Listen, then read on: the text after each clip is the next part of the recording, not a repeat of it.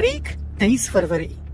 एक घर जिसमें अभी कुछ दिन पहले ही शहनाइयां बजी थी, उस घर में एक पार्सल आता है। कुछ ही दिन पहले दूल्हा बना सौम्य उस पार्सल को रिसीव करता है और लेकर घर के अंदर आ जाता है। वो सोचता है कि शायद ये पार्सल उसकी शादी का गिफ्ट होगा जो किसी ने भेजा होगा। जैसे ही सौम्य उस पार्सल को खोलने की कोशिश करता है, एक बड़ा धमाका होता है और वह हादसा सब कुछ उजाड़ देता है।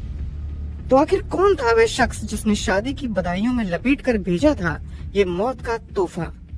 आज हम बात करने वाले हैं सौम्य साहू केस की। लेकिन कहानी में आगे बढ़ने से पहले चैनल को सब्सक्राइब कर लीजिए और बेल आइकन दबा दें। कहानी की शुरुआत होती है उड़ीसा में बसे पटनागढ़ से, जहां सौम्य साहू अपनी दादी और माता पिता के साथ रहता था। सौम्य साहू के माता पिता दोनों ही शिक्षक थे और कॉलेज में पढ़ाते थे। सौम्य ने इंजीनियरिंग की पढ़ाई की थी और पढ़ाई खत्म होते ही उसके माँ बाप ने सौम्य के लिए एक अच्छी लड़की ढूंढना शुरू कर दिया था। देखते ही देखते उन्हें सौम्य के लिए एक लड़की पसंद आ जाती है। उस लड़की का नाम था रीमा। सौम्य को भी रीमा काफी पसंद आती है और दोनों में बातचीत शुरू हो जाती है। दोनों आपस में काफी देर तक बात किया करते थे। लेकिन एक दिन जब सौम्य रीमा से बात कर रहा था, तभी उसे एक कॉल आता है। सौम्य रीमा को होल्ड पर रखकर वह कॉल रिसीव करता है, जिसमें दूसरी तरफ से सौम्य को धमकी दी जाती है कि अगर उसने रीमा से शादी की तो अच्छा नहीं होगा, और फोन कट जाता है। सौम्य इस बात पर ज्यादा ध्यान नहीं देता और वह इस बारे में रीमा को बताता है। दोनों इसे गलतफहमी समझकर अनदेखा कर देते हैं, क्योंकि सौम्य को रीमा काफी पसंद थी। महीनों तक बात करने के बाद दोनों की शादी तय हो जाती है और रीमा व सौम्य शादी के बंधन में बंध जाते हैं। ढेर सारे सपने और खुशियां लेकर रीमा अपने ससुराल आती है। सौम्य का परिवार भी रीमा को काफी पसंद करता है, इसलिए दोनों बहुत खुश थे। इसी खुशी के साथ दोनों की शादी को 3 दिन गुजर जाते हैं। फिर आती है तारीख 23 फरवरी 2018। रीमा और सौम्य दोनों किचन में थे और सौम्य की दादी बाहर हॉल में बैठी थी।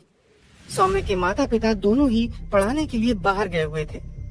तभी दरवाजे की बेल बजती है और सौम्य इस बात से अनजान कि ये घंटी उसे उसकी मौत की ओर खींच रही थी।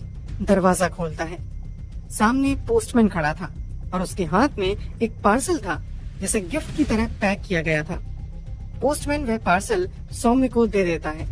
सौम्य पार्सल लेकर किचन में चला जाता है। रीमा सौम्य से थोड़ी दूर खड़ी थी और सौम्य के हाथ में गिफ्ट देखकर उसकी दादी भी वहां आ जाती है। सौम्य की दादी कहती है, शायद किसी ने शादी की बधाई के लिए ये पार्सल भेजा होगा, खोलकर तो देखो इसमें क्या है। सौम्य सोच रहा था कि आखिर ये पार्सल किसने भेजा है, क्योंकि उस पर एक शख्स का नाम लिखा था, SK शर्मा, जिसने ये गिफ्ट रायपुर से भेजा था। सौम्य हैरान था, क्योंकि रायपुर में उसका कोई दोस्त या रिश्तेदार नहीं था और न ही वह किसी SK शर्मा नाम के व्यक्ति को जानता था। लेकिन उसकी दादी ने कहा कि शायद ये उसके पिता का कोई जानकार हो जिसने शादी का तोहफा भेजा हो। इसके बाद सौम्य उस पार्सल को खोलने की कोशिश करता है। उसमें लटक रहे धागे को खींचता है और तभी एक भयंकर ब्लास्ट होता है। चारों तरफ आग फैल जाती है। सौम्य और उसकी दादी पूरी तरह जल चुके थे। इतने भयानक ब्लास्ट से घर के दरवाजे और खिड़कियां भी दूर तक उड़कर गिर गई थी। दर्द में होने के बावजूद सौम्य किसी तरह दादी की ओर जाने की कोशिश करता है, पर बेहोश हो जाता है। सौम्य की पत्नी रीमा भी जल चुकी थी, लेकिन वह रेंगते हुए कमरे की ओर जाती है और अपनी सास को फोन करने की कोशिश करती है, पर वह भी बेहोश हो जाती है। ब्लास्ट के बाद आस पड़ोस के लोग भागकर आते हैं और सौम्य और उसके परिवार की मदद करते हैं, लेकिन सौम्य और उसकी दादी की मौके पर ही मौत हो जाती है। उस हादसे के बाद बस सौम्य की पत्नी रीमा बचती है।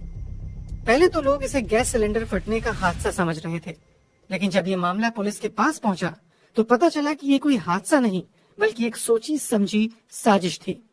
पुलिस जल्द ही इस ब्लास्ट के पीछे की गुत्थी सुलझाने में लग जाती है। शुरुआती इन्वेस्टिगेशन में पुलिस को पता चलता है कि बॉम्ब को एक पार्सल के जरिए सौम्य के घर भेजा गया था, जिसके बाद पुलिस सबसे पहले उस पोस्टमैन को पकड़ती है जिसने सौम्य को ये पार्सल दिया था। उससे पूछताछ में पता चलता है कि एक कोरियर रायपुर से भेजा गया था और पोस्टमैन को ये पार्सल 20 फरवरी को ही मिल गया था। पर जब वह डिलीवर करने गया तो वहाँ शादी की वजह से बहुत भीड़ भाड़ थी, जिसके चलते पोस्टमैन बिना पार्सल दिए ही वापस लौट गया था। 23 फरवरी को वह पोस्टमैन दोबारा सौम्य के घर गया और पार्सल डिलीवर कराया। शुरुआत में पुलिस को शक था कि शायद रीमा के किसी आशिक ने ये पार्सल भेजा हो, जिसके बाद पुलिस ने रीमा से पूछताछ शुरू की, लेकिन कुछ भी ऐसा सामने नहीं आया जिससे ये साबित हो सके कि ये रीमा के किसी जानने वाले ने किया है।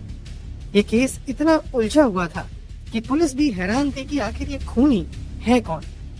अब पुलिस उस पार्सल की डिटेल्स निकलवाने में जुट जाती है, लेकिन यहाँ भी पुलिस को पता चलता है कि इस साजिश को अंजाम देने वाला शख्स बहुत शातिर है, क्योंकि जिस पोस्ट ऑफिस से ये पार्सल भेजा गया था वहाँ ना तो कोई सीसीटीवी कैमरा था और ना ही ऐसा कोई सिस्टम था जिससे पार्सल की जांच की जा सके कि उसके अंदर कोई बॉम्ब तो नहीं है। फिर भी पुलिस ने 100 से ज्यादा लोगों से पूछताछ की। इस बार पुलिस ने रीमा के बचपन से लेकर उसके माता पिता के सभी कॉन्टैक्ट्स में से कुछ लोगों को हिरासत में लिया। आखिरकार पुलिस ने शक के आधार पर रीमा के कॉलेज, जहां उसकी मां प्रिंसिपल थी, वहां के एक प्रोफेसर पूंजी लाल को गिरफ्तार किया। जब पुलिस ने उससे पूछताछ शुरू की तो सारा मामला खुलकर सामने आ गया। उसी ने रीमा की मां को मारने के लिए online how to make bomb वाले कई वीडियोस और आर्टिकल्स पढ़े थे और उसी की मदद से उसने बॉम्ब बनाकर रीमा के घर पार्सल करवाया था।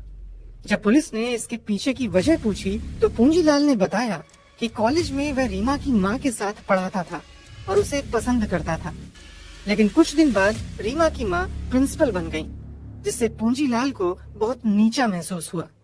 इसके साथ ही रीमा की मां ने उसका प्रस्ताव ठुकरा दिया था, जिसके बाद पूंजीलाल ने ठान लिया कि वह रीमा के पूरे परिवार को बर्बाद कर देगा।